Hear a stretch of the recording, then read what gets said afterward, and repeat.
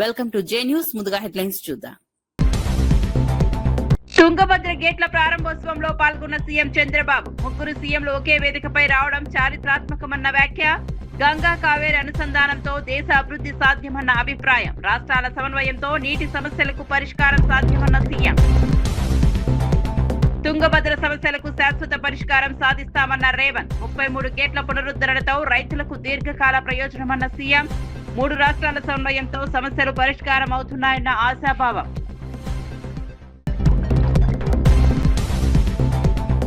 సాయి కృష్ణ కేసులో సిబిఐ దర్యాప్తు కోరిన అమర్నాథ్. కస్టడీ మరణాన్ని కులాంశంగా చూడొద్దన్న మాజీ మంత్రి. ఫిర్యాదు చేసిన అధికారులు స్పందించలేదని ప్రశ్నించిన నేత. బాధ్యులపై కఠిన చర్యలు తీసుకోవాలని డిమాండ్. తెలంగాణ నీటి హక్కులను కాపాడాలని కవిత డిమాండ్. కర్ణాటకలో తెలంగాణ ప్రయోజనాలపై బలంగా మాట్లాడాలన్న సూచన. తుంగభద్ర ఆర్టీఎస్ వాటాలపై స్పష్టత తీసుకురావాలన్న డిమాండ్. రాష్ట్ర హక్కుల విషయంలో రాజీ పడొద్దన్న బీఆర్ఎస్ నేత. బీసీల సాధికారికతకు బీజేపీ కట్టుబడి ఉందన్న రామచంద్రరావు. మోదీ పాలనలో బీసీలకు అనేక సంక్షేమ కార్యక్రమాలు అమలన్న నేత. సామాజిక ఆర్థిక అభివృద్ధి పార్టీ ప్రధాన లక్ష్యమన్న వ్యాఖ్య. బీసీ వర్గాల అభ్యున్నతికి కేంద్రం కృషి చేస్తోందన్న రామచంద్రరావు. వివరాల్లోకి వెళ్తే కర్ణాటకలోని హోస్పేటలో తుంగభద్ర ప్రాజెక్టు కొత్త గేట్ల ప్రారంభోత్సవ కార్యక్రమంలో ముఖ్యమంత్రి చంద్రబాబు నాయుడు పాల్గొన్నారు. ముగ్గురు ముఖ్యమంత్రులు ఒకే వేదికపై కలవడం సమైక్య స్ఫూర్తికి నిదర్శనమని పేర్కొన్నారు. దేశ అభివృద్ధికి జల వనరుల సమర్థ వినియోగం అత్యంత కీలకమన్నారు. గంగా కావేరీ నదులను అనుసంధానం చేయగలిగితేనే భారతదేశ అభివృద్ధిని ఎవరూ ఆపలేరని అభిప్రాయపడ్డారు. రాష్ట్రాల మధ్య సమన్వయం సహకారంతో నీటి సమస్యలకు శాశ్వత పరిష్కారాలు సాధ్యమవుతాయని చెప్పారు. తుంగభద్ర ప్రాజెక్టు రైతులకు ఎంతో మేలు చేస్తుందని పేర్కొన్నారు. ఎంతో స్వచ్ఛంగా తీయంగా అమృతంగా తుంగా నది ఉంటే బపుణ్య స్థానానికి అంటే బహుపుణ్యాలకి గంగ గొప్పదని అర్థం. తుంగ భద్ర విడివిడిగా జన్మించిన 2 నదుల కలయిక తుంగభద్రగా మారి 3 రాష్ట్రాల్లో లక్షల మందికి జీవనోపాధి కల్పిస్తున్నాయంటే ఇది మన అదృష్టం అని చెప్పి కూడా నేను మీకు తెలియజేస్తున్నా. అలాంటి డ్యాముకి 19వ గేటు కొట్టుకొని పోతే ఇమ్మీడియట్గా ఆంధ్ర నుంచి మేము స్పందించడం. ఈనాటి ముఖ్యమంత్రి ఆనాడు ఇరిగేషన్ మంత్రిగా ఉండి చాలా చొరవ తీసుకొని ఇమ్మీడియట్గా స్పందించారు. వారిని మనస్ఫూర్తిగా అభినందిస్తున్నాను. ఇది 70 సంవత్సరాల చరిత్ర కలిగిన ఒక ప్రాజెక్టు. ఈరోజు ఆ గేట్లు మార్చాం. ఈరోజు మనందరం గుర్తుపెట్టుకోవాల్సింది ప్రాజెక్టులంటే ఆధునిక దేవాలయాలు. వాటిని మనం పరిరక్షించుకోవాలి. అప్పుడే భవిష్యత్తు ఉంటుంది.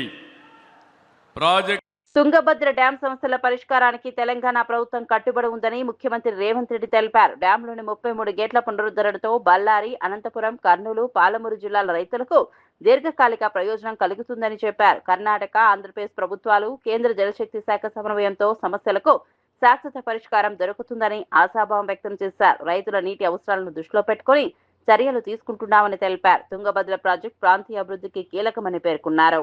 పెట్టిన ముహూర్తం తుంగభద్ర నది డ్యాం నిర్మాణ ముహూర్తం. ఈనాడు మిత్రులు డికే శివకుమార్ గారు ఈ 33 గేట్ల పునరుద్ధరణ ముహూర్తం చరిత్రలో ఎప్పటికీ శాశ్వతంగా నిలిచిపోతుంది. ఈ కార్యక్రమం 33 గేట్ల పునరుద్ధరణ కాదు. బళ్ళారి, అనంతపూర్, కర్నూలు సమస్యలు నాకు తెలుసు. పాలమూరు వలసల గురించి నాకు సంపూర్ణమైన అవగాహన ఉన్నది. ఈ సమస్య ఈనాటిది కాదు. 3 తరాల సమస్యను ఈ 33 గేట్ల పునరుద్ధరణ పరిష్కరించబోతుంది. బళ్ళారి, అనంతపూర్, కర్నూలు, పాలమూరు జిల్లా లక్షలాది మంది రైతుల యొక్క సమస్యలకి ఈ గేట్ల పునరుద్ధరణ ఈరోజు పరిష్కారం చూపించబోతుంది. సిఆర్ పాటిల్ గారు అత్యంత అనుభవజ్ఞుడైన మృదుభాషి, అతి తక్కువ మాట్లాడడం, అత్యంత వేగంగా పనిచేయడం సిఆర్ పాటిల్ గారికి ఉన్న ఒక ప్రత్యేకత.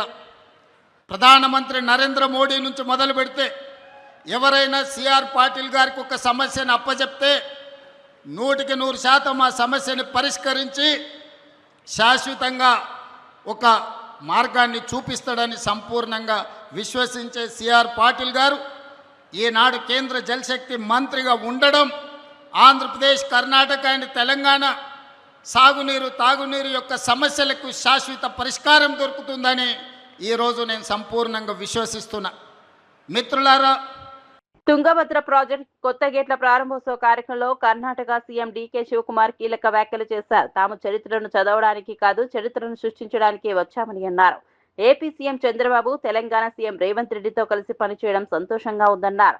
దక్షిణ భారతదేశ అభివృద్ధికి రాష్ట్రాల మధ్య సమన్వయం ఎంతో అవసరమని పేర్కొన్నారు. జలవనరుల వినియోగం, ప్రాంతీయ అభివృద్ధి కోసం కలిసి పనిచేస్తామని చెప్పారు. తుంగభద్ర ప్రాజెక్టు అభివృద్ధి రైతులకు మేలు చేస్తుందని ఆశాభావం వ్యక్తం చేశారు. To prevent all of us. One more, my young friend, Telangana Chief Minister, Mr. Revanth Reddy is here. Today, with the 3 Chief Ministers under your leadership, has created an history. Myself, Chandrababu Naidu and Revanth Reddy, we believe in one thing. We don't want to write history. We don't want to read history. We believe in creating history. That is what all the 3 leaders of the South India is. So I am very happy. కర్ణాటకలోని బళ్ళారిలో Splendor సిద్ధారెడ్డిగా పేరుగాంచిన bike దొంగను పోలీసులు arrest చేశారు.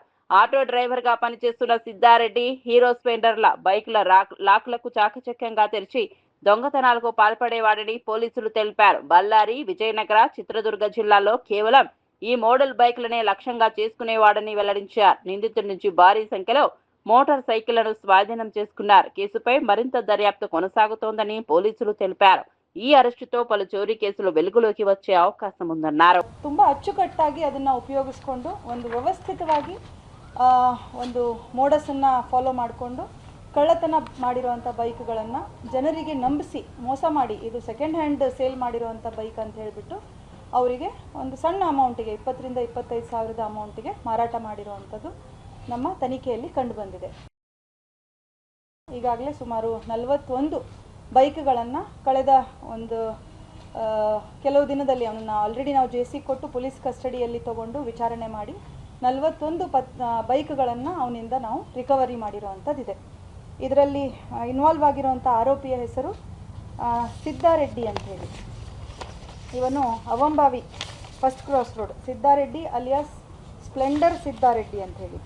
ಯಾಕಂದರೆ ಇವನು Splendor ವೆಹಿಕಲ್ಗಳನ್ನೇ ಹೆಚ್ಚಾಗಿ ಕಳ್ಳತನ ಮಾಡ್ತಾ ಇದ್ದಂಥದ್ದು. ಅವನಿಗೆ ಅದರಲ್ಲಿರುವಂಥ ಒಂದು ಲೂಪ್ ಹೋಲ್ ಗೊತ್ತಿದ್ದು ಅದನ್ನು ಡೂಪ್ಲಿಕೇಟ್ ಕೀ ಯೂಸ್ ಮಾಡಿಕೊಂಡು ಅದನ್ನು ಇಗ್ನಿಷನ್ ಆನ್ ಮಾಡಬಹುದು, ಅಲ್ಲಿಂದ ಈಸಿಲಿ ಸಲೀಸಾಗಿ ತೆಗೆದುಕೊಂಡು ಹೋಗ್ಬೋದು ಅನ್ನುವಂಥದ್ದು ಇವನಿಗೆ ತಿಳಿದಿದ್ದು. ಸ್ಪ್ಲೆಂಡರ್ ಬೈಕ್ಗಳನ್ನೇ ಮಾರ್ಕೆಟಲ್ಲಿ ಅಥವಾ ಬೇರೆ ಜಾಗಗಳಲ್ಲಿ ಪಾರ್ಕ್ ಮಾಡಿದಾಗ ಇವನು ವಾಚ್ ಮಾಡಿಬಿಟ್ಟು ಅದನ್ನು ಕಳ್ಳತನ ಮಾಡುವಂಥದ್ದು. ಮಾಲೀಕರು ಬಿಟ್ಟು ಹೋದಾಗ ಯಾವುದಾದ್ರೂ ಕೆಲವು ಲಾಕ್ ಮಾಡಿರಲ್ಲ, ಕೆಲವರು ಕೀ ಬಿಟ್ಟು ಹೋಗಿರ್ತಾರೆ ಅಥವಾ 1 ಗಂಟೆ 2 ಗಂಟೆ ಡ್ಯೂರೇಷನ್ಗೆ ಹೋಗಿರ್ತಾರೆ. ಇವನು ವಾಚ್ ಮಾಡಿ ಪ್ರಯತ್ನ ಪಡ್ತಾನೆ ಒಂದು ಡ್ಯೂಪ್ಲಿಕೇಟ್ ಕೀ ಯೂಸ್ ಮಾಡಿಕೊಂಡು ಅದನ್ನು ಸ್ಟಾರ್ಟ್ ಮಾಡಲಿಕ್ಕೆ.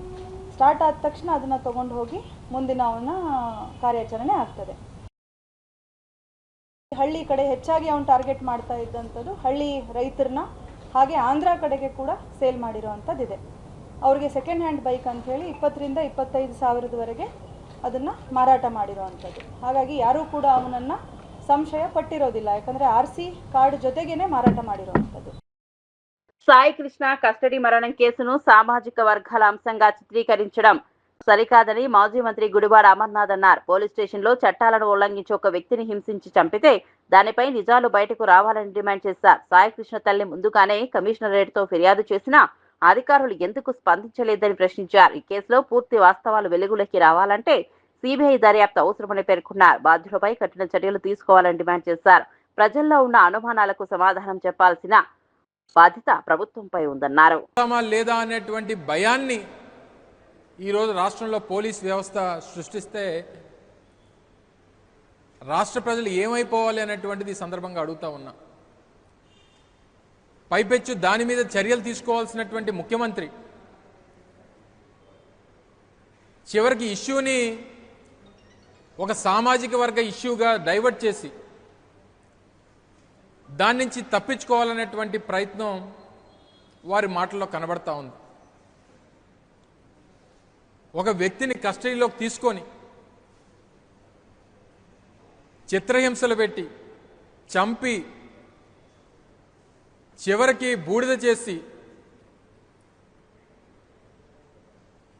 వ్యవస్థల మీద ఉన్నటువంటి గౌరవాన్ని, వ్యవస్థల మీద ఉండాల్సినటువంటి భయాన్ని పూర్తిగా ఈరోజు రాష్ట్రంలో ఉన్నటువంటి పోలీస్ వ్యవస్థ కోల్పోయింది అనేటువంటి విషయాన్ని ఈ సందర్భంగా తెలియజేస్తా ఉన్నా.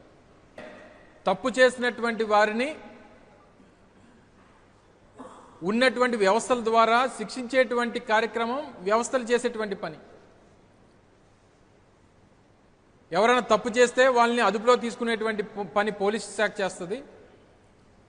తప్పు చేసినటువంటి దాన్ని రుజువైతే దానికి శిక్ష వేసేటువంటి బాధ్యత న్యాయ వ్యవస్థ చేస్తుంది.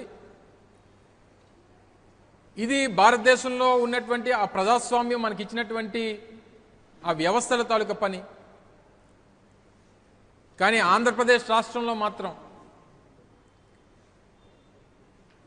ఈరోజు జరిగినటువంటి సంఘటన బహుశా దేశ చరిత్రలో స్వతంత్రం వచ్చిన తర్వాత ఏ రాష్ట్రంలో ఎక్కడా కూడా జరుగుండదు అనేటువంటి విషయాన్ని తెలియజేస్తా ఉంది. దాదాపు 4 దశాబ్దాల క్రితం కేరళ రాష్ట్రంలో సీనియర్ ముఖ్యమంత్రిగా పనిచేసినటువంటి కరుణాకరన్ గారు వారి హయాంలో ఒక వ్యక్తి ఈ రకంగానే కస్టడీ నుంచి మిస్ అయిపోతే చివరికి అప్పటి ముఖ్యమంత్రిగా ఉన్నటువంటి కరుణాకరన్ గారు గద్దె దిగిపోవాల్సినటువంటి పరిస్థితి వచ్చినటువంటి సందర్భాన్ని గుర్తు చేస్తా ఉన్నా. కేవలం కనిపించకపోతే, కానీ ఈరోజు కనిపించినటువంటి ఆ వ్యక్తిని కస్టడీలోకి తీసుకొని వచ్చి చంపి బూడిద చేసినా సరే ముఖ్యమంత్రి దానికి కులం రంగుని ఆపాదించి తద్వారా రాజకీయం చేయాలి, తనతో పాటు ఉన్నటువంటి రాజకీయ పార్టీల్ని ఆ రంగంలోకి దించి సబ్జెక్ట్ అంతటిని కూడా డీవియేట్ చేసేటువంటి కార్యక్రమం. జూబ్లీ హిల్స్ డీసీపీ రమణారెడ్డి ఆధ్వర్యంలో ఎస్ఆర్ నగర్ పోలీస్ స్టేషన్ పరిధిలో విద్యార్థులకు డ్రగ్స్ అవగాహన కార్యక్రమం నిర్వహించారు. యువత డ్రగ్స్ బారిన పడకుండా చైతన్యం కల్పించడమే లక్ష్యమని డీసీపీ తెలిపారు. సుమారు 300 మంది విద్యార్థులు ఈ కార్యక్రమంలో పాల్గొన్నారు. డ్రగ్స్ వాడకం వల్ల వ్యక్తిగత జీవితం, కుటుంబం, ఆరోగ్యంపై కలిగే దుష్పరిణామాలను వివరించారు. డ్రగ్స్ కు బానిసైన వారికి కౌన్సిలింగ్ అందిస్తున్నామని చెప్పారు. డ్రగ్స్ విక్రయించే వారిపై కఠిన చట్టపరమైన చర్యలు తీసుకుంటామని హెచ్చరించారు. యువత మత్తు పదార్థాలకు దూరంగా ఉండాలని సూచించారు. సాధించాలి కానీ గంజాయి, డ్రగ్స్ వీటి అవసరం కూడా లేదు. ఈవెన్ మందు, గంజాయి, సిగరెట్, తంబాకు ఇవన్నీ కూడా ఏవి కూడా దూరం ఉండాలి. ఆరోగ్యకరమైన భారతదేశం అనేది ఇంపార్టెంట్, ఆరోగ్యకరమైన తెలంగాణ అనేది ఇంపార్టెంట్.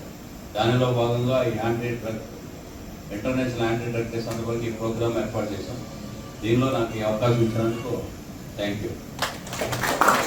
వేదికను అలంకరించిన DCP Jubilee Hills zone Ramana Reddy sir గారికి, అడిషనల్ డీసీపీ శ్రీకాంత్ సార్ గారికి, ఏసీపీ ఎస్ఆర్ నగర్ సార్ గారికి, ఎస్హెచ్ఓ ఎస్ఆర్ నగర్, డిఏఎస్ఆర్ నగర్ మరియు మా సిబ్బంది, ఇక్కడ వచ్చిన ఈ కార్యక్రమానికి చేసిన స్టూడెంట్స్ అందరూ కూడా నా నమస్కారాలు. ఈ 1 వీక్ నుంచి ఇవి డ్రగ్స్ అవేర్నెస్ ప్రోగ్రామ్ జరుగుతున్నాయి. డ్రగ్స్ రహిత సమాజాన్ని సాధించాలని లక్ష్యంతో ప్రభుత్వం ఈ కార్యక్రమాన్ని తీసుకురావడం జరిగింది. హైదరాబాద్ సిటీలో కమిషనర్ సజ్జనాథ్ సార్ గారి ఆధ్వర్యంలో ఈ ప్రోగ్రాం ప్రతి పోలీస్ స్టేషన్లో, ప్రతి కాలేజీ, స్కూల్ స్థాయి వరకు వెళ్ళి అవేర్నెస్ కల్పించమని ఈ ప్రోగ్రామ్స్ కండక్ట్ చేస్తున్నాం. మొదట ఈ స్టూడెంట్స్ లెవెల్లోనే ఈ డ్రగ్స్ మొదట అలవాటు అవుతున్నాయి. మొదట ఈ సిగరెట్లు, ఈ ఇంటర్, డిగ్రీ స్టేజ్లో ఫస్ట్ ఈ సిగరెట్లు కానీ స్టార్ట్ అయ్యి తర్వాత సిగరెట్లకి వెళ్ళి దాని తర్వాత నెక్స్ట్ లెవెల్ సిగరెట్ నుంచి గంజాయి లెవెల్ వరకు వెళ్తా ఉన్నాం. ఈ వెస్ట్రన్ కల్చర్కి అలవాటు పడడం, ఈ సెల్ ఫోన్ల ద్వారా మనం బ్యాడ్ హ్యాబిట్స్ అన్నిటికీ కూడా అలవాటు పడడం జరుగుతుంది. కాబట్టి ఈ సెల్ ఫోన్ని ఎంతవరకు అవసరమో అంతవరకు దీన్ని ఉపయోగించండి. చెడు వైపు సెల్ ఫోన్ ద్వారా మనం చెడు వైపు ప్రయాణించే మార్గాలు ఉంటే వాటిని మనం ఆపుకోవాలి. తర్వాత ఈ గంజాయి ఎక్కడ అంటే ముఖ్యంగా ఈ స్కూళ్ళు కాలేజీల దగ్గర ఉన్న కిరాణా షాపుల్లో ఈ చాక్లెట్. సికింద్రాబాద్ అల్వాల్ ప్రాంతంలో డబుల్ బెడ్రూమ్ ఇల్లు ఇప్పిస్తామని ప్రజలను మోసం చేసిన ముగ్గురిని పోలీసులు అరెస్ట్ చేశారు. పుష్పలత, విశాల్, మహేందర్ సింగ్లను అదుపులోకి తీసుకున్నట్లు మల్కాజిగిరి డీసీపీ శ్రీధర్ తెలిపారు. ప్రభుత్వ కార్యాలయాల్లో పరిచయాలు ఉన్నాయని చెప్పి 99 మంది బాధితుల నుంచి భారీగా డబ్బులు వసూలు చేసినట్లు వెల్లడించారు. ₹1,00,000 ఇల్లు ఇప్పిస్తామని నమ్మబలికి మోసాలకు పాల్పడ్డారని పోలీసులు తెలిపారు. మరో 4 నిందితుల కోసం గాలింపు కొనసాగుతోందన్నారు. ప్రభుత్వ సంక్షేమ పథకాల విషయంలో దళారులను నమ్మవద్దని ప్రజలకు సూచించారు. దాని ప్రకారం కేసు నమోదు చేసుకొని దర్యాప్తు చేసిన క్రమంలో అల్వాల్ పరిధిలో నివసిస్తున్నటువంటి జయరాజ్ చోటామోటాగా పైరవి చేసుకొని గవర్నమెంట్ ఆఫీసులలో ఏదైనా కాలనీలలో ఎవరికైనా అవసరాలు ఉంటే వాళ్ళకి పైరవి చేసి లైఫ్లో నడిపిస్తాడు. ఇతనికి పుష్పలత అనే లేడీ గతంలో అడల్ట్ ఎడ్యుకేషన్ డిపార్ట్మెంట్ ఉన్నప్పుడు ఆ డిపార్ట్మెంట్లో కాంట్రాక్ట్ ఎంప్లాయీగా పనిచేసింది. హైదరాబాద్ జిల్లా కలెక్టరేట్లో పనిచేసిన క్రమంలో ఆమెకు అక్కడ కొద్దిగా పరిచయాలుండి లోకల్ కాలనీస్లో ఏదైనా చిన్న అక్కడ అప్లికేషన్ సబ్మిట్ చేయడము, ఏదైనా కరెస్పాండెన్స్ ఉంటే తీసుకెళ్ళడం అటువంటి పనులు చేస్తుండేది. ఆ క్రమంలో వీళ్ళిద్దరూ కలిసి ఈ డబుల్ బెడ్రూమ్ ఇళ్లకు సంబంధించి ఏదైతే ప్రజల నుంచి ఇట్లా అప్లికేషన్లు తీసుకొని వీళ్ళు ఫేక్ ప్రొసీడింగ్ వీళ్ళే తయారు చేసినటువంటి ఒక ప్రొసీడింగ్ దీన్ని ఏదైతే పుష్పలత గతంలో పుష్పలత అత్తకు ఒక ప్రొసీడింగ్ రావడం జరుగుతుంది గవర్నమెంట్ నుంచి అలాట్మెంట్ సందర్భంగా. సేమ్ అదే అలాట్మెంట్కి సంబంధించిన ప్రొసీడింగ్ను చూసుకొని దాన్ని ఒక టీటీపీ సెంటర్లో డిజైన్ చేయించేసి అక్కడే ప్రింట్లు తెప్పిస్తుంది. సో ఈ విధంగా అల్వాల్ పరిధిలో డిఫరెంట్ కాలనీస్ నుంచి వీళ్ళకి పరిచయం ఉన్న అందరు వ్యక్తులకు కూడా ఇన్ఫార్మ్ చేస్తారు. ఇంకా డబుల్ బెడ్రూమ్ మనకు శాంక్షన్ అవుతాయి, ₹1,00,000 ఇస్తే మనం చేయించగలుగుతామంటే వీళ్ళకి తెలిసిన పర్సన్స్ మళ్ళీ ఆ కాలనీలలో ప్రజల దగ్గరికి వెళ్ళి వాళ్ళకి ఇన్ఫార్మ్ చేయడం జరుగుతుంది. వాళ్ళు ఎవరైనా ఇంట్రెస్ట్ ఉన్న వాళ్ళంటే మళ్ళీ అప్రోచ్ అయ్యి వీళ్ళను కన్సల్ట్ కావడం జరుగుతుంది. ఈ క్రమంలో యాజ్ ఆఫ్ నౌ మాత్రం మాకు సుమారుగా 99 అప్లికేషన్లు రావడం జరిగింది. మేము మోసపోయినాము, మేము వీళ్ళకి 2023 నుంచి ఇప్పటి వరకు ఇన్స్టాల్మెంట్ బేసిక్లో డబ్బులు ఇచ్చుకుంటూ వస్తున్నారు. ఒకసారి 10,000, ఒకసారి 15,000, ఒకసారి 50,000 అట్లా డిఫరెంట్ పర్సన్స్ డిఫరెంట్ స్పేస్లో డబ్బులు ఇవ్వడం జరిగింది. 99 మంది మాత్రం ఇప్పటికి మాకు అప్రోచ్ అయినారు. దీంట్లో ఇంకా కూడా విక్టిమ్స్ ఉండొచ్చు అని చెప్పి భావిస్తున్నాము. వాళ్ళ గురించి కూడా మనము మీడియా ద్వారా విజ్ఞప్తి చేస్తున్నాము. ఎవరైనా వీళ్ళ ద్వారా మోసపోయినట్లయితే ఆంధ్రప్రదేశ్ ఉప ముఖ్యమంత్రి పవన్ కళ్యాణ్ ముఖ్యమంత్రిని చేయాలని వైసీపీ మాజీ ఎమ్మెల్యేలు డిమాండ్ చేశారు. పవన్ కళ్యాణ్ పై కూటమి నేతలకు నిజంగా ప్రేమ ఉంటే సీఎం పదవి ఇవ్వాలని సవాల్ విసిరారు. ప్రస్తుతం కూటమి ప్రభుత్వంలో పవన్ ను కీలుబొమ్మలా ఉపయోగిస్తున్నారని విమర్శించారు. ప్రజలకు ఇచ్చిన హామీల అమలులో పవన్ కు పూర్తి స్వేచ్ఛ లేదని ఆరోపించారు. రాష్ట్ర రాజకీయాల్లో పవన్ పాత్రపై కొత్త చర్చకి వ్యాఖ్యలు దారితీశాయి. కూటమి పార్టీల వైఖరిపై ప్రజలు ఆలోచించాలని వైసీపీ నేతలు పేర్కొన్నారు.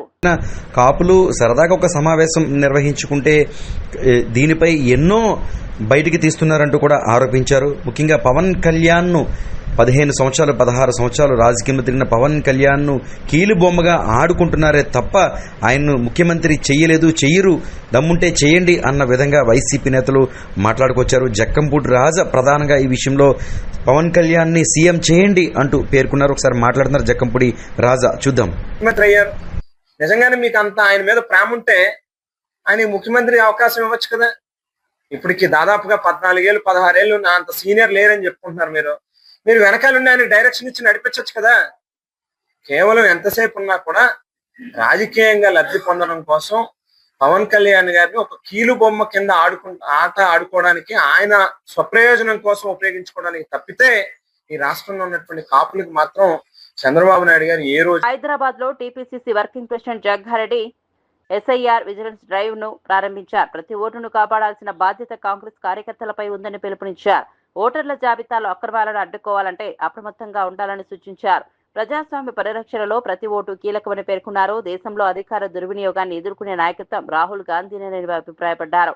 ప్రజాస్వామ్య వ్యవస్థ బలోపేతానికి ఓటర్ల హక్కుల రక్షణ అవసరమని తెలిపారు. కాంగ్రెస్ శ్రేణులు ఇంటింటికి వెళ్లి అవగాహన కల్పించాలని సూచించారు.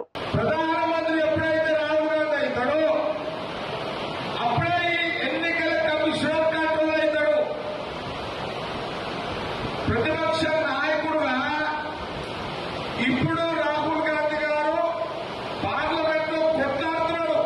ప్రజల పక్షాన. కానీ అధికారం వచ్చిన రోజు ఈ యంత్రాంగాలందరినీ కంట్రోల్ చేసే పవర్ వస్తుంది ప్రధానమంత్రి అయితే. ఇది చాలా చాలా విషయం మనం గమనించాలి. అంటే ఇప్పుడు మన సంగారెడ్డి ఉంది, సంగారెడ్డి జిల్లా అంటే మన ఈ పార్లమెంట్ కూడా మన ఏ పార్లమెంట్ అంటే మెదక్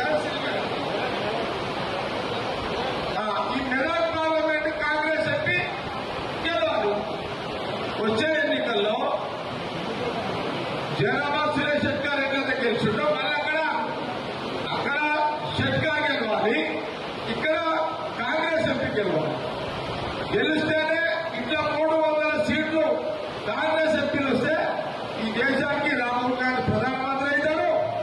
అప్పుడే ఈ దుర్వినియోగం ఏదైతే అవుతుందో.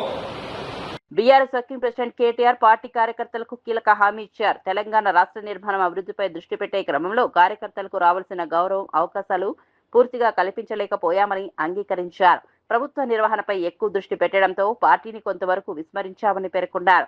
2028లో కేసీఆర్ మళ్లీ ముఖ్యమంత్రి అయిన తర్వాత కార్యకర్తల సంక్షేమానికి ప్రత్యేక ప్రాధాన్యం ఇస్తామని హామీ ఇచ్చారు. ప్రజల సంక్షేమంతో పాటు పార్టీ బలోపేతంపై కూడా దృష్టి సాధిస్తామని తెలిపారు. కార్యకర్తలే పార్టీకి వెన్నెముక అని కేటీఆర్ పేర్కొన్నారు. ప్రభుత్వాన్ని నడిపినాం. ప్రభుత్వం నడపడం అంటే మనమేమనుకున్నాం, అరే ఇది మనం కష్టపడి తెచ్చిన రాష్ట్రం. మా పెద్ద మంగళవారం యాదిరెడ్డి లాంటి వాడు ఢిల్లీ దాకా పోయి ఉరి పోసుకొని చచ్చిపోయిండు. అట్లాంటి యాదిరెడ్డి లాంటి పిల్లలు 100 మంది చచ్చిపోతే వచ్చిన రాష్ట్రం ఉత్తగానే రాలే. కాంగ్రెస్ మెడలు వంచి బీజేపీ నొప్పించి మెప్పించి దేశ రాజకీయ వ్యవస్థను శాసించి తెలంగాణ ప్రజలు సాధించుకున్న రాష్ట్రం ఇది. అందుకే ఈ రాష్ట్రంలో ప్రజలు కోరుకునే అభివృద్ధి జరగాలి, ప్రజలు సంతోషపడే విధంగా సంక్షేమం ఉండాలని చెప్పి ఒకటి కాదు 100 పథకాలు తెచ్చినాం, పనిచేసినాం. ఒక తప్పు మాత్రం చేసినాం. ఏంటిదా తప్పు? మీ గౌరవం కాపాడలే కార్యకర్తలది. ఎట్లా? చాలామంది అన్నారు నాతో, అన్నా పెన్షన్ ఇస్తిరి ఆన్లైన్ అయిపోయా, కార్డు ఇస్తివి కార్డు ఆన్లైన్ అయిపోయా, కళ్యాణ లక్ష్మి ఇస్తివి ఆన్లైన్లో వాయ్, రైతు బంధు ఇస్తివి అకౌంట్లో పడే. ఇక నన్నెవడు దిగుతాడన్నా, మరి నా సంగతి ఏంది? మరి ఊళ్ళో పోయి మళ్ళీ ఓటు అడగాలంటే నా గౌరవం యాడుంటుంది అని. అందుకే నేను మీకు మాటిస్తున్నా, ఇట్లాంటి చిన్న చిన్న పొరపాట్లు మొత్తం ప్రభుత్వం మీదే దృష్టి పెట్టినాం, పార్టీ మీద ఎక్కువ దృష్టి పెట్టలే. వాస్తవానికి 10 ఏళ్ళు కొత్త రాష్ట్రం కదా, కొత్త సంసారం కదా, కొత్త ఇల్లు కదా, పునాది గట్టిగా పడాలి. మన రాష్ట్రం నవ్వెటోళ్ళ ముంగట జారిపడొద్దు. మీకు పరిపాలన చేతనైతే దాన్నోళ్ళను నోర్లు మూపియాలే, మంచిగా నడిపియాలని ఆలోచన చేసినాం తప్ప వేరే ఆలోచన చేయలే. కానీ నేను మీకు మాటిస్తా ఉన్నా, వచ్చే 5 ఏళ్ళు అట్లుండదు. 2028లో మీ అందరి దయతో ప్రజల ఆశీర్వాదంతో తిరిగి కేసీఆర్ ముఖ్యమంత్రి అవుతాడు. అయినాక నేను బాధ్యత తీసుకుంటా. వచ్చే 5 ఏళ్ళు మన ప్రభుత్వం వచ్చినాక కార్యకర్తల బాగోగులు, ప్రజల సంక్షేమం రెండింటినీ బ్యాలెన్స్ గా నడిపించే బాధ్యత నాది. మీకు రావాల్సిన పదవులు, మీకు జరగవలసిన లాభం, మీకు కోరుకునే గౌరవం వచ్చే విధంగా చేసే బాధ్యత నాది. గతం మర్చిపోండి. చిన్న చిన్న పొరపాట్లు జరిగిండొచ్చు, మా వైపు నుంచి కూడా జరిగిండొచ్చు. ఉద్యమంలో పనిచేసిన బిడ్డలు ఉన్నారు ఇక్కడ, వాళ్ళకు కూడా అయ్యో మాకు జరగాల్సినంత జరగలేదేమో అనే భావన ఉండొచ్చు. నేను వారందరినీ ప్రార్థిస్తా ఉన్నా. ఇవాళ రాష్ట్రం ప్రమాదంలో ఉంది. కేసీఆర్ గారు ఆయన రాజకీయాల్లోకి వచ్చి దాదాపు 43-44 ఏళ్ళైంది. ఆయన ఎమ్మెల్యే అయింది. ఓటర్ జాబితా ప్రత్యేక సవరణ కార్యక్రమానికి ప్రజలు పూర్తి సహకారం అందించాలని సంగారెడ్డి జిల్లా కలెక్టర్ ప్రతీక్ జైన్ కోరారు. అర్హులైన ప్రతి ఒక్కరి ఓటు హక్కును పరిరక్షించేందుకు జిల్లా యంత్రాంగం కట్టుబడి ఉందన్నారు.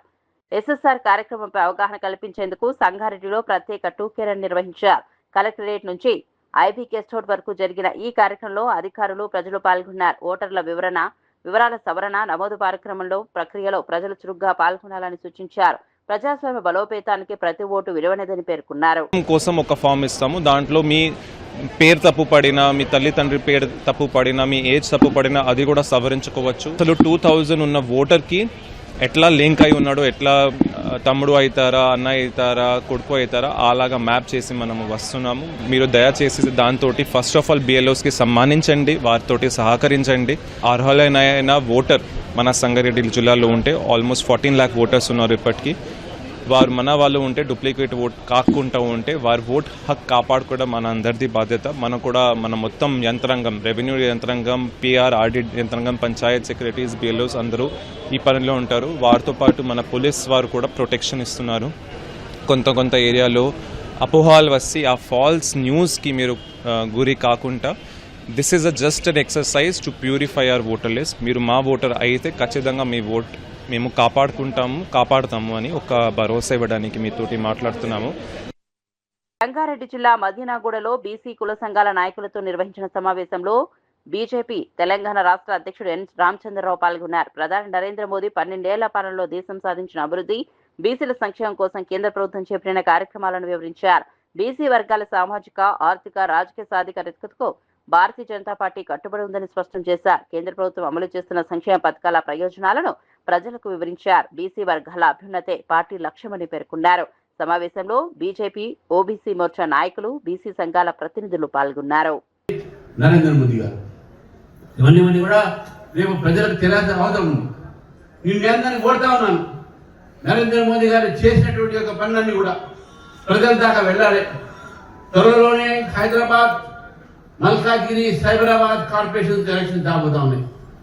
ఈ యొక్క BRS party, Congress party, Majlis party ఈ ముగ్గురు మళ్ళీ మన చెవులో పూబెట్టడానికి వస్తారు, అబద్ధాలు ప్రచారం చేస్తారు అనే బలం కూడా భారతీయ జనతా పార్టీని గెలిపిస్తేనే హైదరాబాద్ నగరము, Malkajgiri municipal corporation, Cyberabad municipal corporation development అవుతుంది. ఎందుకంటే నరేంద్ర మోదీ గారి కేంద్ర ప్రభుత్వంలో అమృత్ సిటీ, స్మార్ట్ సిటీ అనేటువంటి పథకాల ద్వారా ఈరోజు ఈ హైదరాబాద్ నగరాన్ని బ్యూటిఫై చేసేటువంటి అవకాశాలు ఉంటాయి. కాబట్టి మీ అందరూ కోరుతా ఉన్నాను, మీ అందరూ కూడా రానున్నటువంటి జిహెచ్ఎంసీ ఎన్నికల్లో భారతీయ జనతా పార్టీకి అవకాశం ఇచ్చి ఈ 3 కార్పొరేషన్లో కూడా భారతీయ జనతా పార్టీ మేయర్లను మీరు తయారు చేయండి. తప్పకుండా నాకు నమ్మకం ఉన్నది, రేపు రాబోయేటటువంటి 2028లో కూడా తెలంగాణలో భారతీయ జనతా పార్టీ ప్రభుత్వం అధికారంలో వస్తుంది. ఈ రాష్ట్రంలో ఉన్నటువంటి ఒక ఓబీసీ వర్గం కూడా భారతీయ జనతా పార్టీకి పూర్తిగా మద్దతు తెలుపుతుందని తెలపాలని చెప్పి మనం కోరుతూ ఈ అవకాశం ఇచ్చిన మిత్రులకు ధన్యవాదాలు. అన్యాయం జరుగుతుంది సార్. మన కేంద్రంలో మన ప్రభుత్వం ఉంది కాబట్టి మన అన్ని ఆఫీసర్ల అందరికీ బలాలు అందాలి. నాయ బ్రాహ్మణ సంఘం మీటర్ సంఘం ఒకరి తర్వాత మీడియా కుర్మ సంఘం మదీనాగూడ.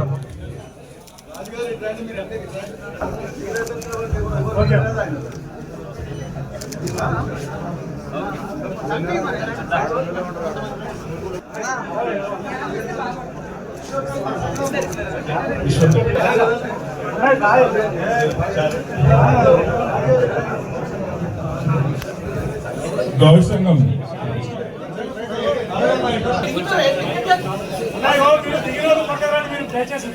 సీతారాం చాల్ చాల్